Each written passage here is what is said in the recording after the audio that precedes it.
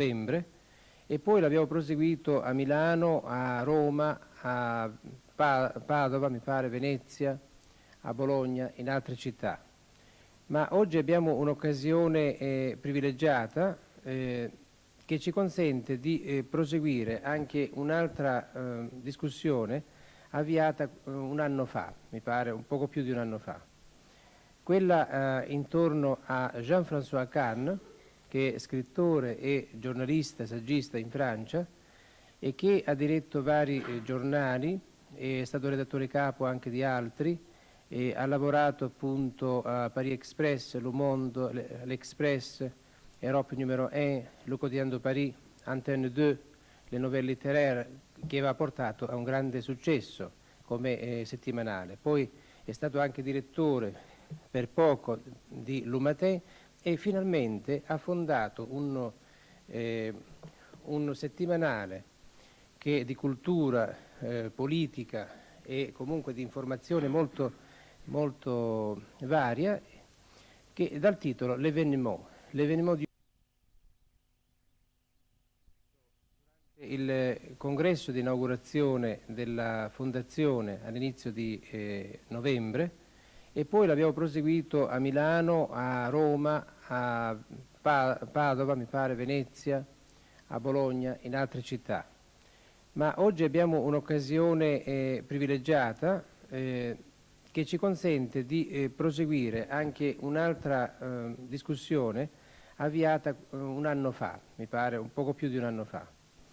Quella intorno a Jean-François Kahn, che è scrittore e giornalista, saggista in Francia e che ha diretto vari giornali, è stato redattore capo anche di altri, e ha lavorato appunto a Paris Express, Le Monde, l'Express, Europe Numero 1, Le Quotidien de Paris, Antenne 2, le novelle littéraires, che aveva portato a un grande successo come settimanale. Poi è stato anche direttore per poco di Le Matin e finalmente ha fondato un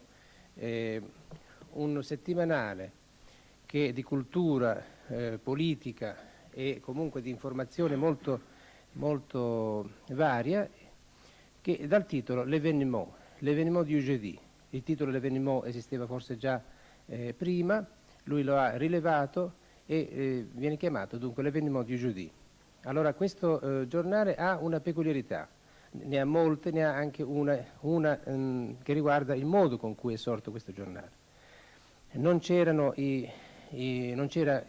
la società che finanziava, non c'era il gruppo industriale, non c'era il gruppo politico, ma Jean-François Kahn come giornalista ha lanciato una proposta di giornale al pubblico, per dire così, ai lettori, e ha aperto un'ampia sottoscrizione che ha consentito in maniera libera di fondare questo giornale. Per la sua struttura, che sarà discussa oggi, per il modo di affrontare gli argomenti, che una volta erano scandalistici, in tutt'altro modo, spesso riflessivo, culturale e teorico, per il fatto stesso di un'informazione che in altri giornali non passa, e per le altre ragioni che emergeranno adesso, questo giornale si è imposto immediatamente in Francia, fin dai primi numeri, e sempre man mano consolidando proprio l'eco, le adesioni attorno a esso. E oggi nel panorama del giornalismo francese, in cui c'è purtroppo c'è storicamente un declino di alcuni dei quotidiani, quali Le Matin, che ha cambiato proprietario, ma non ha modificato né migliorato la sua struttura, né il suo modello, né il suo impatto. Le Quotidien de Paris, che pressoché in vendita e comunque in totale declino. Le Monde, che sta raggiungendo quasi la vendita di Libération, e diciamo nel panorama in cui i settimanali che che finora tra i vecchi settimanali sono Le Figaro Magazine, poi l'Express e poi Le Point, e vi sono 2 quotidiani che funzionano. Uno è Le Figaro come quotidiano, però trainato in qualche modo dallo Figaro Magazine, e l'altro è Libération, che però rischia anch'esso di avere dei problemi prima o poi, dato che in qualche modo sta facendo un'espansione anche in altri settori e forse non ha la forza in nessun modo di fare questa espansione in altri settori, quali sono la televisione o altre cose. Allora, ho accennato solo rapidamente per dire che forse il giornalismo, anzi di sicuro il giornalismo è in grande trasformazione anche in Francia come in Italia, e in Italia ne abbiamo discusso più volte in svariate occasioni, e in trasformazione nei vari paesi. Il suo statuto è modificato negli ultimi anni, è terminato quel grande giornalismo degli anni 60 e in parte 70 che era basato spesso sulla mistica dello scoop, sulla critica intesa proprio a consigliare, a illuminare il principe e a mediare rispetto al popolo. Era un po' una funzione inquisitoriale che a quell'epoca veniva proseguita a suo modo dal giornalismo. In Giappone il giornalismo, come è noto, ha una diffusione immensa. Avremo degli echi di sicuro durante la Triennale delle Arti e delle Scienze, dai primi di novembre fino alla fine di gennaio, e ne diremo qualcosa anche nella conferenza stampa che organizziamo qui a Milano il 23 di marzo, che mi pare sia la prima conferenza stampa in Italia organizzata intorno alla esposizione universale di Tsukuba. Allora, in Giappone questa tiratura immensa di 14 milioni di copie, 12 milioni di copie, eccetera, il giornale economico che ha 7 milioni di copie, con una vendita quasi pari alla tiratura, dovuta al fatto che è fatta di abbonamenti, e insomma questa tiratura immensa non è che indichi per forza di cose che questi giornali siano di qualità elevatissima, insomma, e sono di qualità discutibile. Fatto sta che in ogni caso se ne sa pochissimo, e quindi tanto vale che ci sia questo apporto anche giapponese per il giornalismo durante la triennale. Ora, vi sono moltissime cose toccate durante il congresso scorso qui, e c'è un libro che noi più di un anno fa abbiamo discusso e che Spirali ha pubblicato, di Jean-François Kahn. Mi pare il solo libro pubblicato in Italia suo, anche se ne ha fatti diversi, e Stalin 83, stalinismo di destra, stalinismo di sinistra. Allora invito coloro che sono nella seconda sala a passare nella prima sala, qui davanti, in modo da cominciare i lavori. E allora passo la parola a Jean-François Kahn e lo ringrazio per essere venuto qui oggi. Purtroppo lunedì prossimo non potremo fare l'appuntamento con Ionesco perché è stato malato proprio stamattina, è uscito dall'ospedale, il est sorti de l'hôpital ce matin. Donc, allora forse diciamo, potrà venire sabato prossimo o fra 22 giorni, quindi o sabato prossimo o il 30. Proprio per il suo libro che è uscito in Italia, che riguarda Victor Hugo. E anche a questo proposito però Jean-François Kahn potrebbe intervenire proprio a proposito di Victor Hugo. Allora, quindi questo appuntamento con Ionesco è rimandato. Sabato prossimo, il 16, data in cui alcuni di noi sono già partiti per Tsukuba, gli altri partiamo domenica. Sabato prossimo c'è Max Gallot qui per il suo libro per un nuovo individualismo, che è uscito da Spirali qualche giorno fa.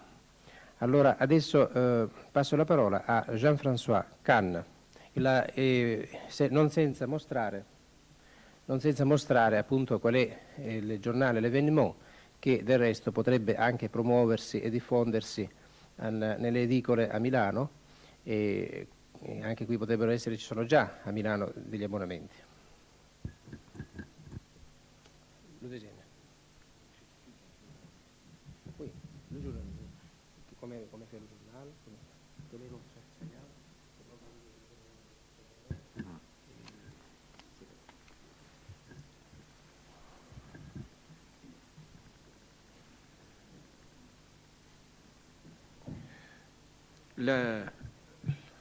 Le journalisme en France, en effet, la presse en France traverse une crise assez importante. Elle traverse d'ailleurs deux crises. Elle traverse la crise générale qui frappe toutes les entreprises fragiles et qui n'ont pas su s'adapter à temps. Et puis elle traverse une crise plus spécifique de la presse confrontée à de nouveaux moyens de communication audiovisuelle. Comme toujours, il est difficile de résumer les raisons d'une crise, car il y a plusieurs raisons qui s'accumulent. À l'origine de la crise que traverse la presse française, il y a incontestablement un retard dans l'adaptation aux mutations technologiques et à l'apparition d'un nouveau discours audiovisuel. Il y a encore 25 ans, la presse française était une presse confortable, ou plutôt ce qu'il en restait. Ou plus exact, si on veut exactement résumer, on peut dire comme cela. Quand il y a eu la libération de l'occupation, il y a eu un moment comme ça de grande liberté, comme après les révolutions, comme après 89, comme après 1848. Alors il y a eu un grand moment de liberté et sont nés toutes sortes de journaux. Toutes les personnes qui avaient quelque chose à dire se disaient qu'ils allaient le dire à travers un journal. Et je disais que c'était la même chose qu'en 1848 et en 1789. En effet, il y a quelque chose de très frappant en France, et je ne sais pas si c'est la même chose dans les autres pays, c'est que traditionnellement, dans les grands moments historiques où il y a comme ça une espèce de mutation d'ordre révolutionnaire, tous les courants de pensée, tous les gens qui représentent un courant de pensée ont un journal. Au moment de la Révolution française, en 1789, Robespierre a un journal, Danton a un journal, Marat a un journal, Condorcet a un journal. Il n'y a pas une tendance ou une sous-tendance, il n'y a pas quelqu'un qui pense qui n'a pas son journal. Et on va vivre la même chose dans la Révolution de 1848. Lamartine a un journal, son journal. Victor Hugo a un journal, son journal. Lamennais a son journal. Auguste Comte a son journal. Thiers a son journal. Guizot a son journal. Il n'y a pas une philosophie, il n'y a pas une idéologie, il n'y a pas une pensée qui ne s'investisse dans un journal. À la limite, c'est l'idéal. C'est l'utopie sur le plan journalistique qu'en effet, toute personne qui pense ou tout courant qui s'investit dans une pensée puisse s'exprimer à travers un journal. Et il est tout à fait normal que dans la mesure où c'est l'utopie, cette utopie explose dans les périodes révolutionnaires qui, par définition, charrient beaucoup d'utopies.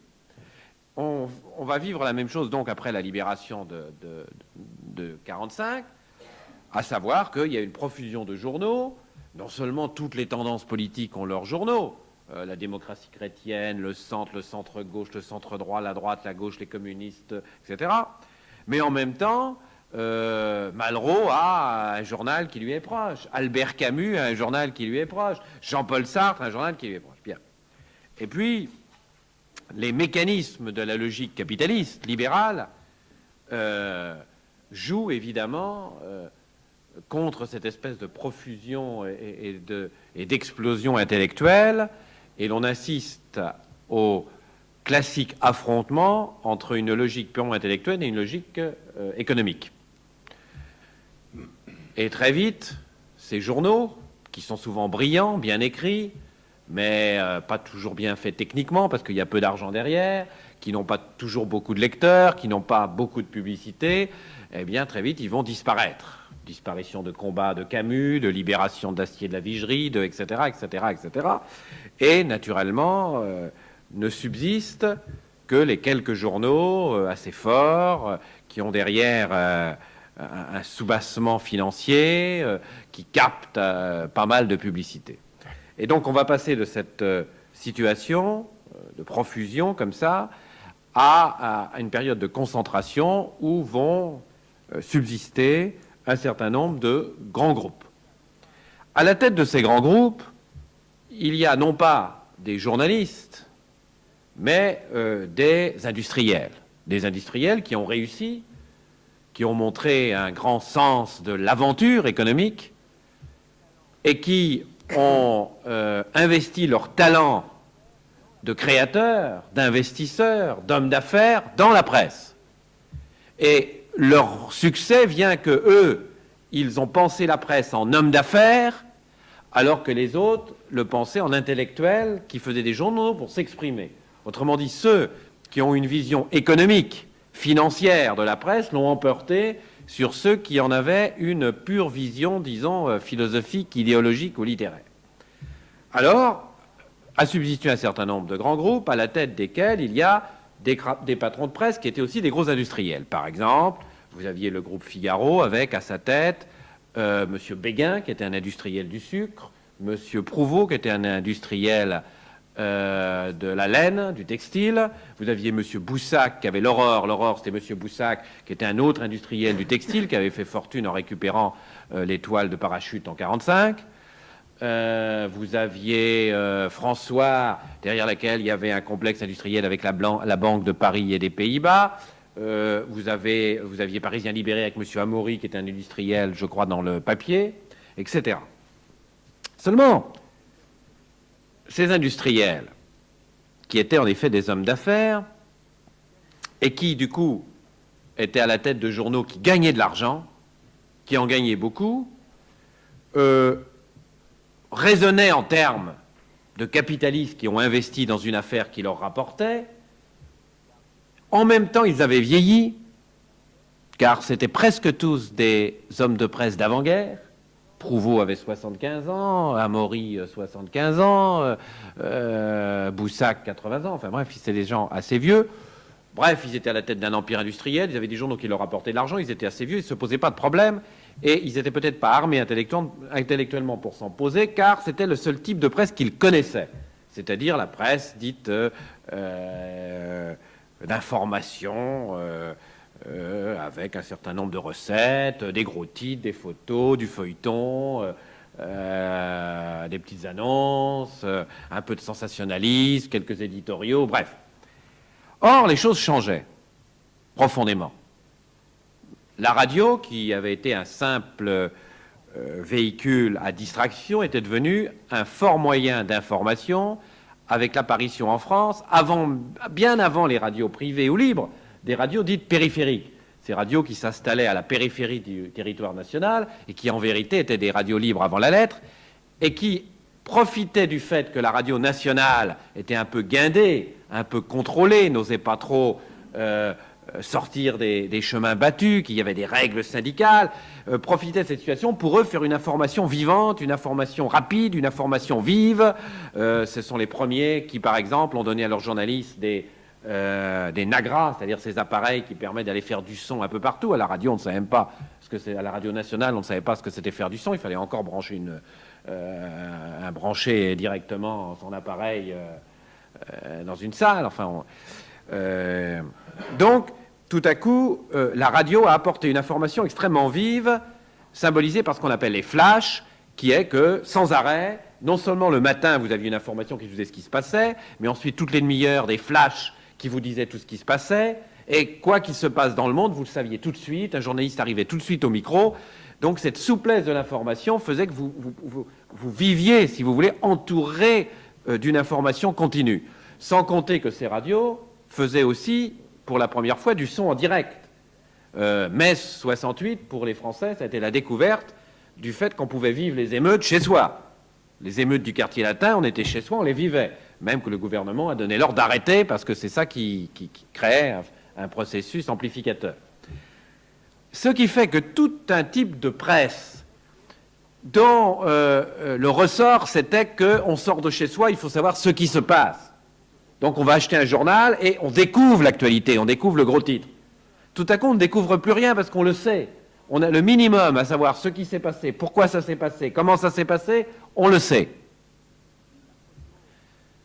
En outre, la photo ou le reportage qui faisait qu'on rêvait en lisant ou en regardant la photo de une où on voyait le crime de ceci, le tremblement de terre, le suicide, l'attentat, ou bien encore que l'on rêvait en lisant le reportage du journaliste qui avait été au Nicaragua, en Inde, etc., et qui faisait de la couleur locale. Tout à coup, ça, on le voit le soir à la télévision. Rien ne peut remplacer le fait que l'Inde, que le Nicaragua, que le Népal, on le voit. Et que les gens, dans leur costume national, on les voit. Que le drame, on le voit. Que l'attentat, on le voit. Donc tout à coup, le journal, avec sa couleur locale, ses reportages ou ses photos, il est tout à fait en retrait. Or, tout ça, ces patrons de presse vieux, trop riches, pour qui le journal, ce n'est qu'une petite partie de leur empire, ils n'y ont pas pensé. Ils n'ont pas analysé cela. Puisque ça marchait bien, puisque l'argent rentrait, pourquoi se poser des problèmes? J'ajoute qu'en plus, comme ces industriels, le journal, c'est une partie de leur empire, ils n'en vivaient pas. Ce que ces journaux gagnaient, ils les dépensaient. Il n'y avait pas tendance à accumuler un capital pour le jour où. Et il y avait un gaspillage absolument extraordinaire. Moi, j'ai travaillé dans la presse de cette époque, de la période de croissance, et j'ai travaillé en particulier dans ce qu'on appelait la grande presse. C'est un journal qui n'existe plus, qui s'appelait Paris Presse, mais qui était lié à France Soir. Et c'était encore donc la période de croissance, c'était tout à fait fabuleux. Un journal qui avait 45 journalistes avait facilement 15 rédacteurs en chef, qui d'ailleurs ne faisaient rien. Je me souviens, quand j'étais à Paris Presse, ils ont engagé un rédacteur en chef simplement pour serrer les mains des journalistes. Il n'avait pas d'autre fonction connue dans le journal que celui de serrer les mains.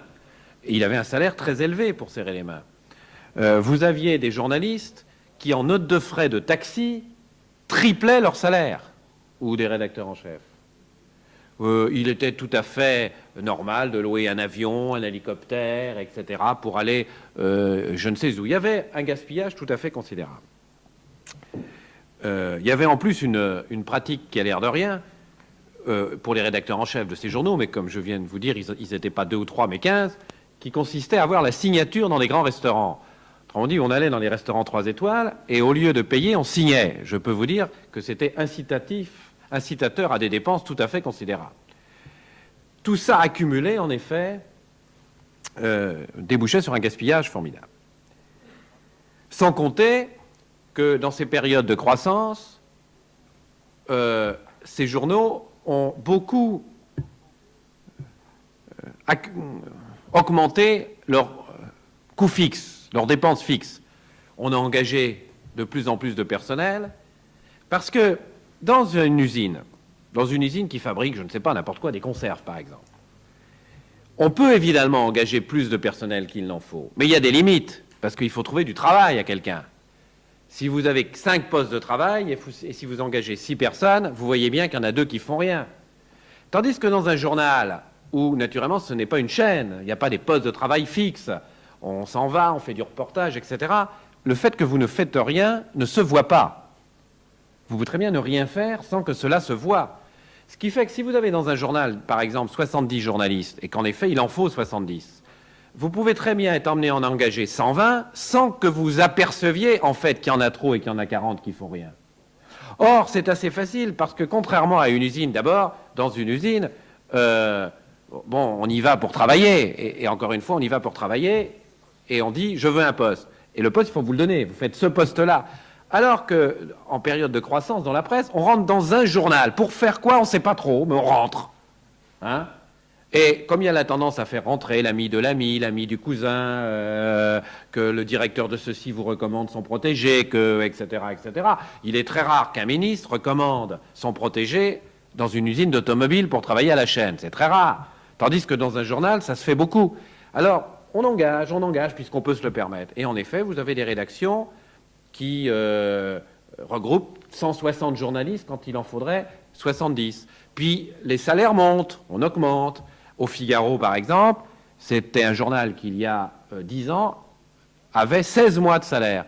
C'est-à-dire, au-delà des 12 mois, il y avait à chaque année 4 mois supplémentaires de gratification.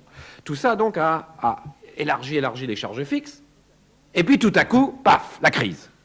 Tout à coup, ce phénomène audiovisuel fait que, comme je vous l'ai dit tout à l'heure, les gens, ils ne sentent plus le besoin d'aller acheter forcément tous les matins leur journal pour avoir l'information parce qu'ils l'ont à la radio. Ils ne sentent plus le besoin de lire des reportages, etc., parce qu'ils l'ont à la télévision. En plus, comme ils ont la télévision et la radio, les lecteurs de province se disent, bon, puisque l'information nationale, internationale, je l'ai, pourquoi ne pas plutôt acheter mon journal local, qui, lui, va me dire ce qui se passe dans mon village, quand est-ce qu'il y a le concours de boules, à quelle heure est ouvert le boulanger, parce que ça, on ne me le dit pas à la radio et à la télévision. Tout ça provoque un début de crise dans la presse nationale. Prise amplifiée par le fait que ces journaux, en période de richesse, ont tellement grossi leurs frais fixes qu'à partir du moment où il y a un recul de la vente, donc recul de la publicité, clash. Ça, c'est la première raison de la crise. Là-dessus se greffent, comme souvent, d'autres raisons. En particulier, le discours même journalistique. L'université, telle qu'elle sort de l'ébranlement des événements de mai 68, est une université d'où sortent des jeunes gens qui ont peut-être des qualités que nous n'avions pas. Peut-être se posent-ils plus de problèmes, peut-être s'interrogent-ils plus sur la réalité du monde dans lequel ils vivent, peut-être sont-ils plus conscients des réalités technologiques. Mais en revanche, ce qui est clair, c'est qu'ils n'ont pas la culture générale qu'avaient ceux qui sortaient de l'université auparavant. Or, la presse est faite par des gens formés par l'université précédente. C'est-à-dire, sont faites par des journalistes qui ont dans la tête un certain nombre de repères de culture générale que les jeunes lecteurs n'ont plus. Pour reprendre un exemple tout à fait simple, les journalistes, dans n'importe quel journal, aujourd'hui, vous font un titre en vous disant « Faut-il remettre en cause les accords de Yalta ?» Et on fait un éditorial, oui, il faut sortir de Yalta, ah non, il ne faut pas sortir de Yalta. Or, les jeunes de moins de 25 ans n'ont aucune idée de ce que c'est Yalta. C'est comme si vous leur employiez un mot chinois. Qu'est-ce que c'est qu'Yalta? Quand c'était? Où c'était? De quoi s'agit-il? Or, on ne leur dit pas, on fait comme s'ils le savaient. Et ça, c'est multiplié par 100 dans un journal. C'est-à-dire qu'il y a une rupture au niveau du savoir, au niveau de la culture générale, entre ce que dans les journaux on imagine être su et ce qui est réellement su par la nouvelle génération, qui tout simplement n'y comprend plus rien. Une grande partie des gens ne comprennent plus rien à ce discours-là. Non seulement parce que l'université les a programmés différemment, mais parce qu'en plus, et là je parle moins des étudiants que des gens qui ont des études moins poussées, parce que formés dans l'univers audiovisuel, médiatique, radio, télévision, radio, les flashs, rapides, un langage comme ci, comme ça, pas toujours d'une grande qualité grammaticale.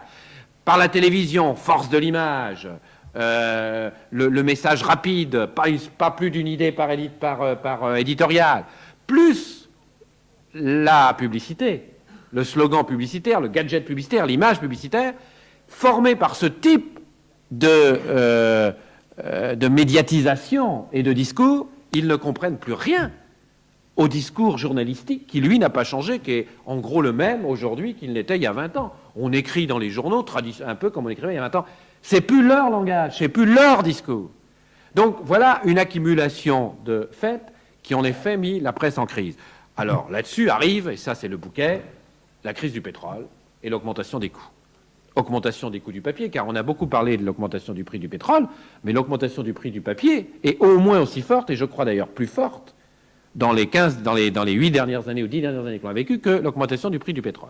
Donc augmentation des prix du papier, augmentation des charges sociales, augmentation énorme des frais d'imprimerie, il y a de l'énergie à la base, etc., etc.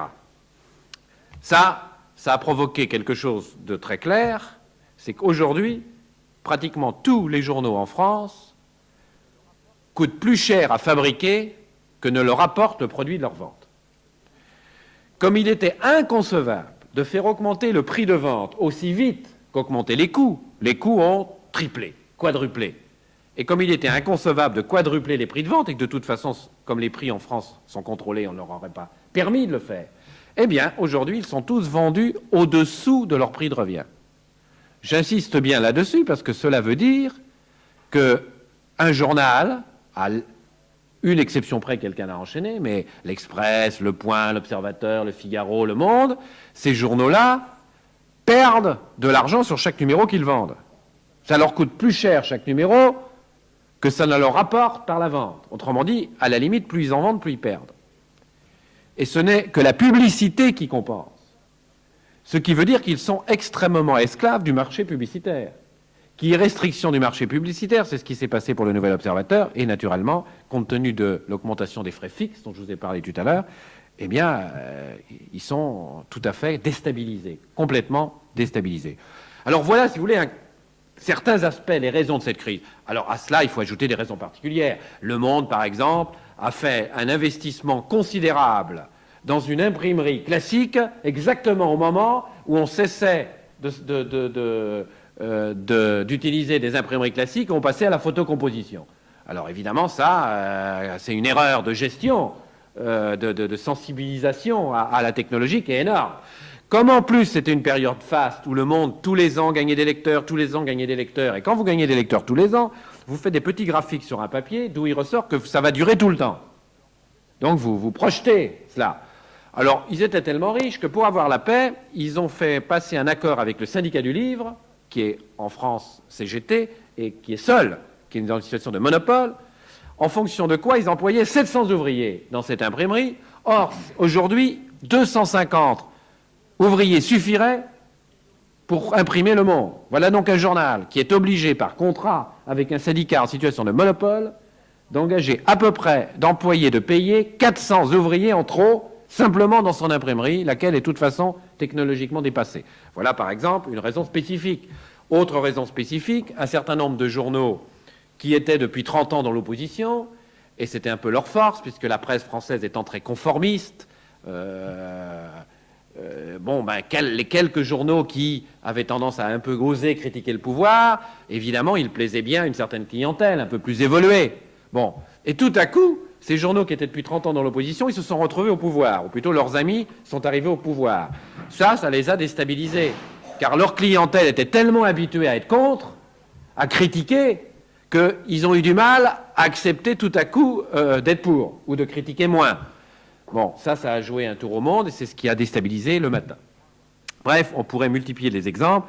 Je crois avoir fait comme ça rapidement le tour des raisons qui ont provoqué cette crise de la presse. Mais qui, attention, cela étant, il y a des journaux qui marchent. Et en particulier, au moment même où les quotidiens traversaient cette crise terrible, et aujourd'hui on en a les suites, ne simplement dans les 15 jours que nous venons de passer, je crois que vous y avez fait allusion, aussi peu que je puisse comprendre l'italien, le quotidien de Paris vient d'annoncer une restriction de pagination et des licenciements qui en fait prépare à une disparition du journal, quasiment, ou une vente. Le Matin est dans une situation quasiment près de la mort également.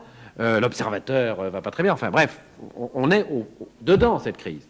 Cela étant, au moment où la presse quotidienne traversait cette période très difficile, eh bien, les hebdomadaires, eux, Le Point, l'Express en particulier, étaient dans une situation assez saine, maintenaient leur clientèle, maintenaient leurs recettes publicitaires, et un certain nombre de quotidiens, dont Le Figaro, qui serait en crise normalement, parvient à faire du bénéfice grâce à un supplément hebdomadaire. Donc, cette crise n'a pas frappé la presse hebdomadaire, ce qui montre bien, en effet, que cette crise du quotidien a laissé un espace libre pour toute une partie du lectorat qui se contente de la télé et de la radio, mais qui considère qu'une fois par semaine, quand même, il faut aller vers l'écrit pour faire un peu le point. Parce que tout ça va vite, parce que tout ça est très rapide, parce qu'on n'y comprend plus rien, et qu'une fois par semaine, quand même, il faut s'arrêter et essayer de réfléchir un peu. Il y a d'ailleurs un problème aujourd'hui qui se passe, c'est que les journaux quotidiens ne savent plus ce qu'il faut faire, en vérité. Parce qu'ils se disent, si on fait de l'information brute, est-ce qu'on sert encore à quelque chose puisque la radio et la télévision le fait? Donc la tendance, c'est de dire, ne nous contentons plus de faire de l'information brute et faisons du commentaire, du magazine. Oui, mais est-ce que le rythme de la vie moderne, rapide, on prend le métro ou la voiture, on est dans un embouteillage, 1h30 pour aller à son travail, 1h30 pour revenir, on arrive, la télévision est allumée. Bref, on a de moins en moins de temps libre. Est-ce que donc le rythme de la vie moderne vous laisse le temps de lire des quotidiens qui sont des véritables magazines? Autre problème. Donc il y a un risque dans les deux cas. Faire de l'information brute, concurrence de la radio et de la télévision, et dire je vais plus loin, je fais de la réflexion, du magazine, du reportage, etc., de l'enquête, problème du rythme de la vie moderne qui fait qu'on n'a pas le temps, tous les jours, de lire ce type de journaux. Donc en fait, il y a un vrai problème aujourd'hui pour la presse quotidienne. Alors, moi, en ce qui me concerne, ou nous, on était devant un peu on était un peu face à cette crise. Alors je l'ai posée en termes économiques, mais elle a des conséquences qui dépassent l'économie. C'est que dès lors qu'au fond, un journal, aujourd'hui, est vendu au-dessous de son prix de revient, dès lors où ses frais fixes sont tels que pratiquement il ne peut plus rêver, équilibrer sa comptabilité, eh bien, la conséquence, c'est non seulement la disparition de tous les titres indépendants, mais naturellement une concentration. Pourquoi une concentration? Parce que c'est la seule manière de réduire les frais fixes.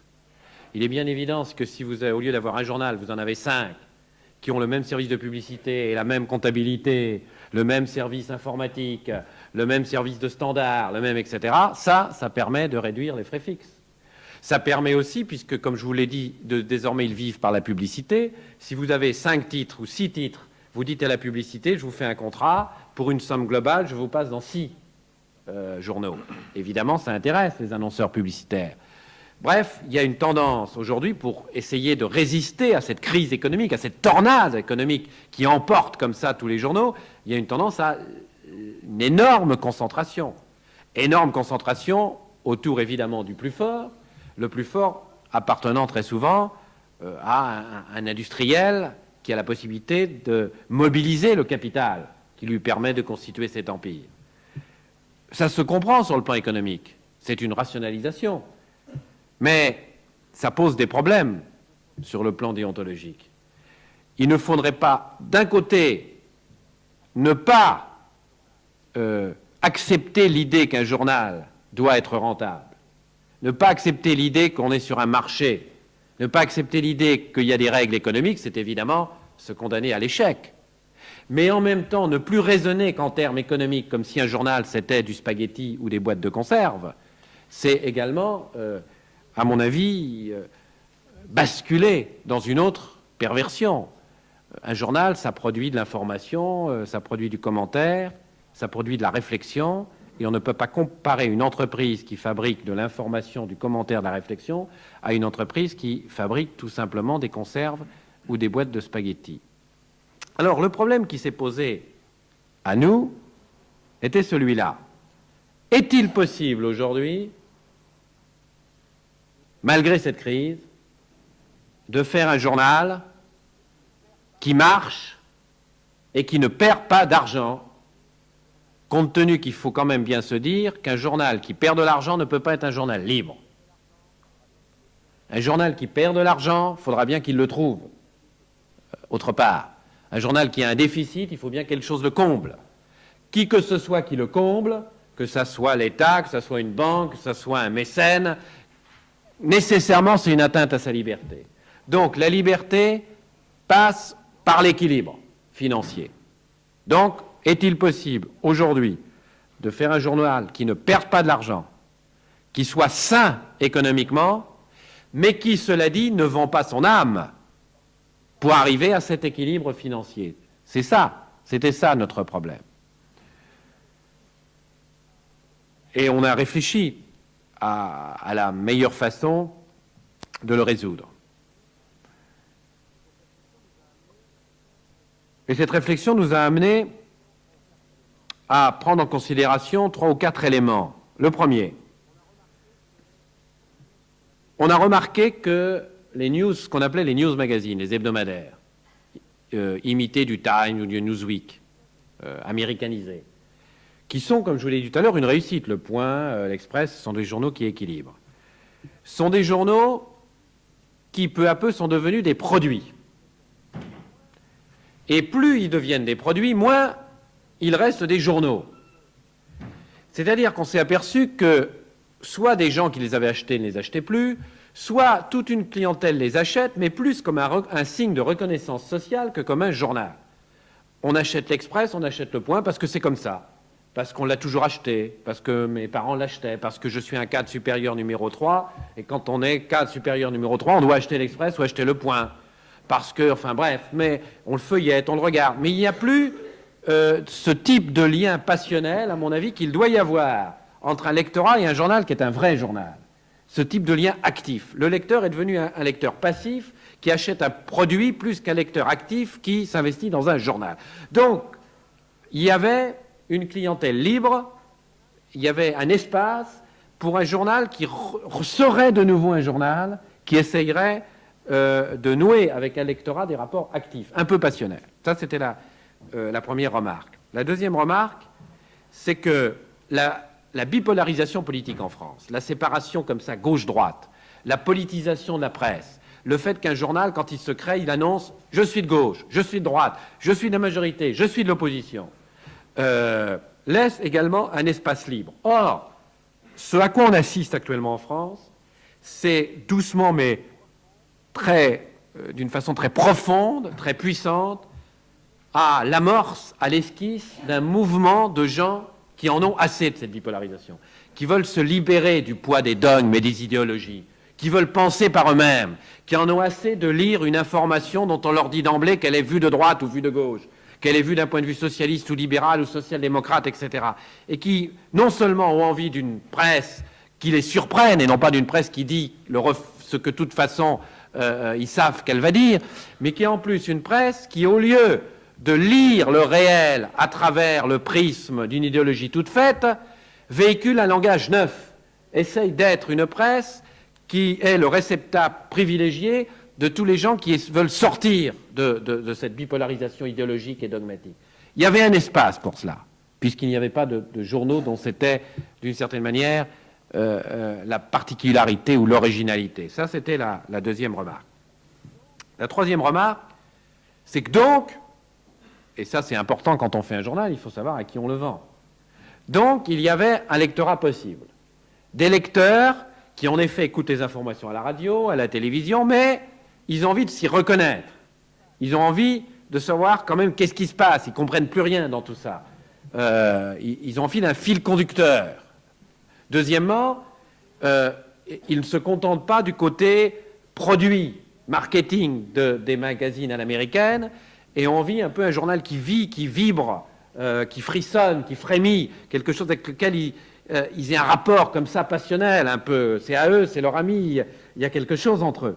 Troisièmement, un journal qui soit le véhicule de cette volonté d'émancipation des dogmes, des philosophies, des dogmatiques, des archaïsmes du discours traditionnel. Cela étant, très bien, il y a une clientèle, il y a des gens, mais problème économique dont je vous ai parlé tout à l'heure.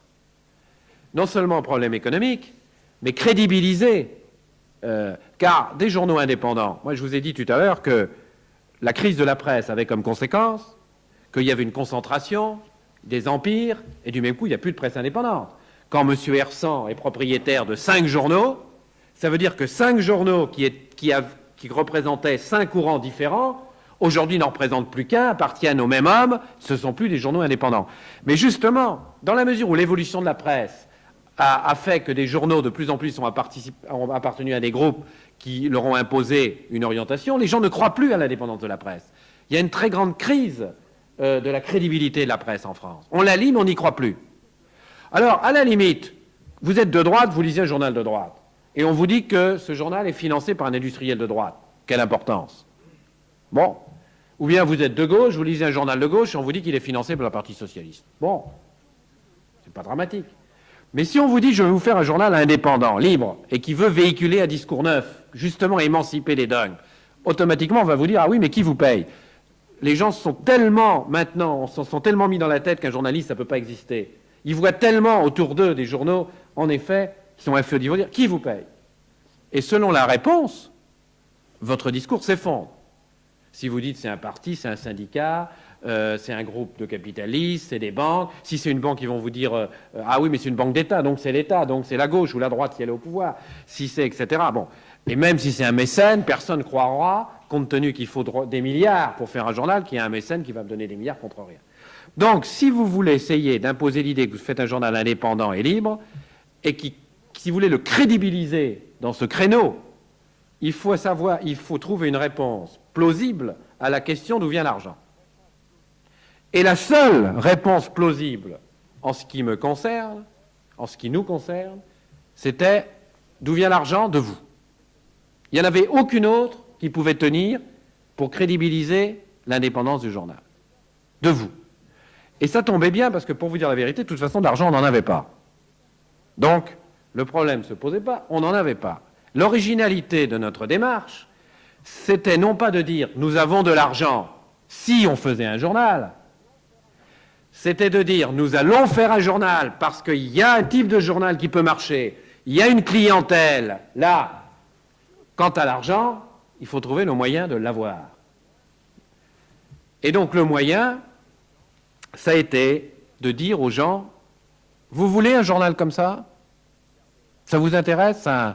Regardez la presse telle qu'elle est, qui appartient à des grands groupes, 7 journaux qui appartiennent au même type, inféodés aux partis, aux syndicats, aux puissances d'argent.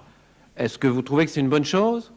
Vous aimeriez un journal vraiment indépendant, vraiment libre, qui ne doive rien ni à la droite, ni à la gauche, ni aux industriels, ni aux syndicats? Ça vous plairait? Oui? Eh bien, écoutez, dans ce cas-là, vous pouvez vous le faire. Soyez vous les capitalistes. Simplement, au lieu qu'il y en ait un, ou 2, ou 3, soyez 10 000. Au lieu qu'il y ait 2 capitalistes qui donnent 1 milliard, soyez 20 000 qui donnent 500 francs. C'est tout. C'est pas plus difficile que ça. C'est l'œuvre de Christophe Colomb. Alors, on leur dit, voilà, j'ai donc réuni quelques amis.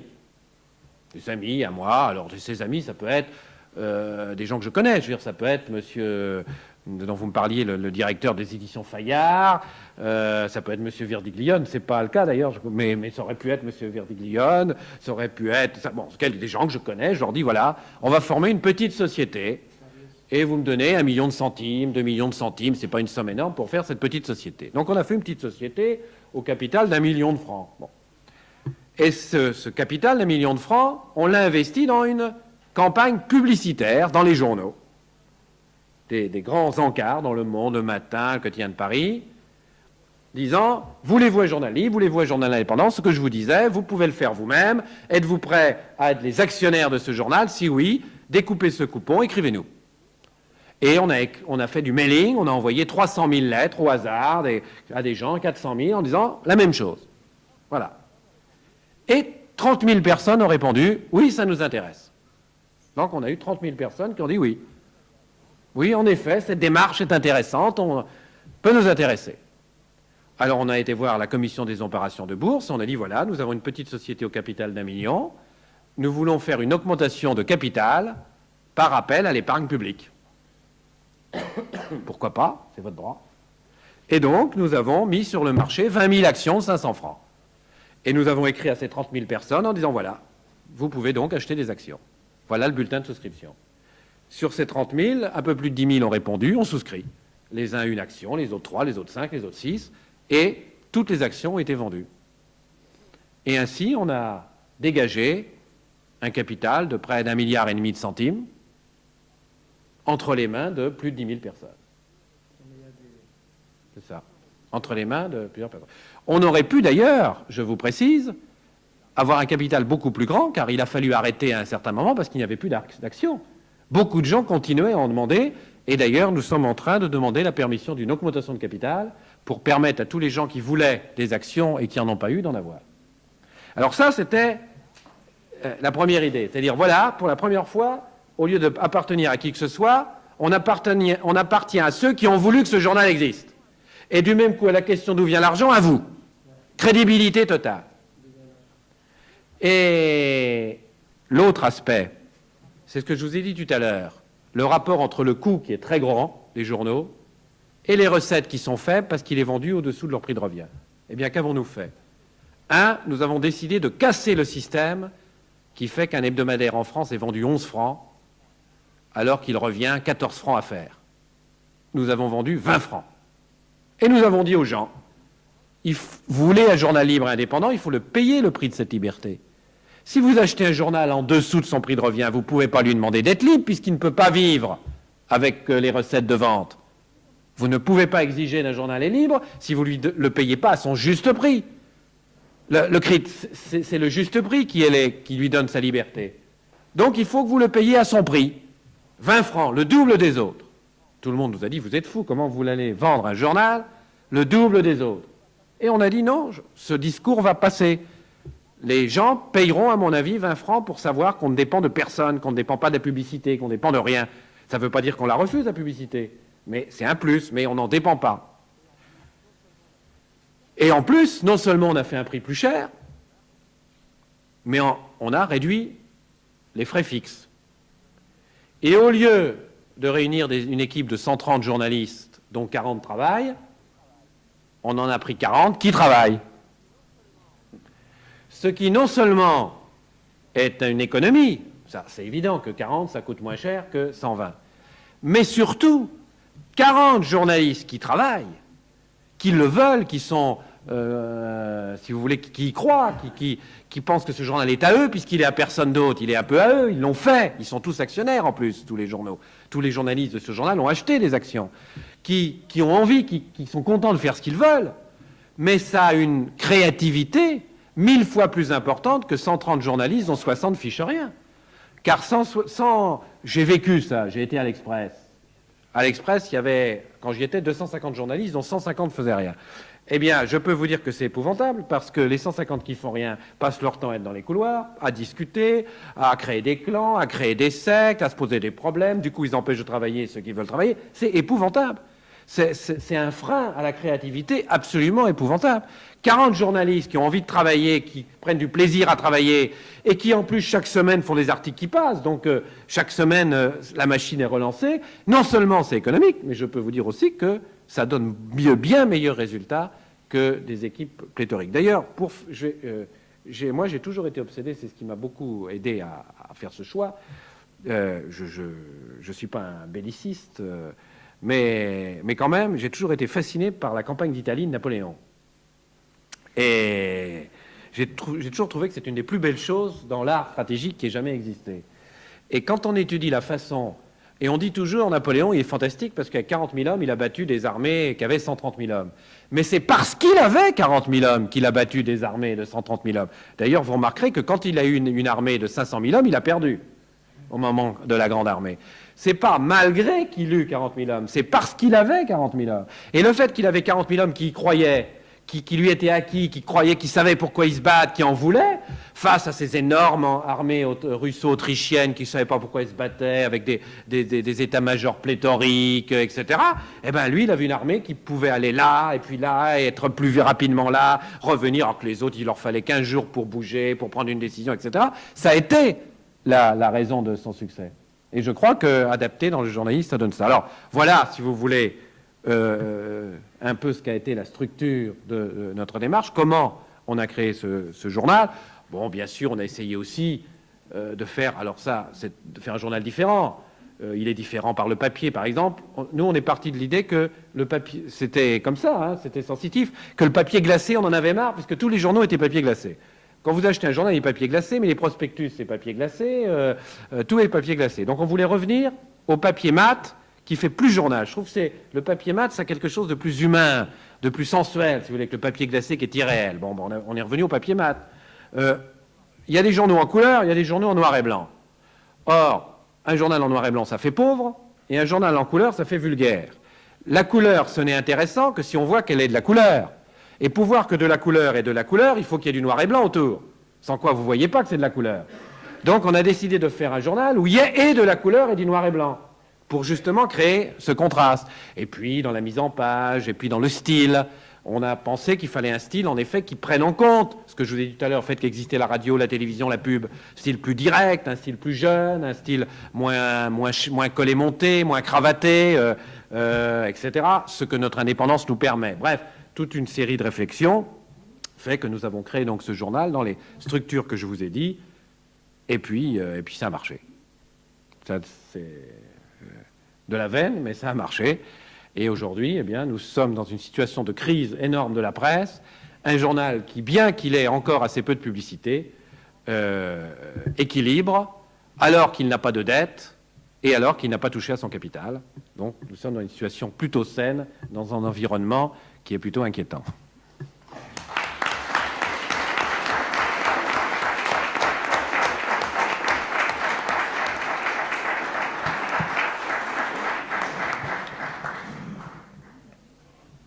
Ecco, allora un modo di dimostrare da dove vengono i soldi e dove vanno, e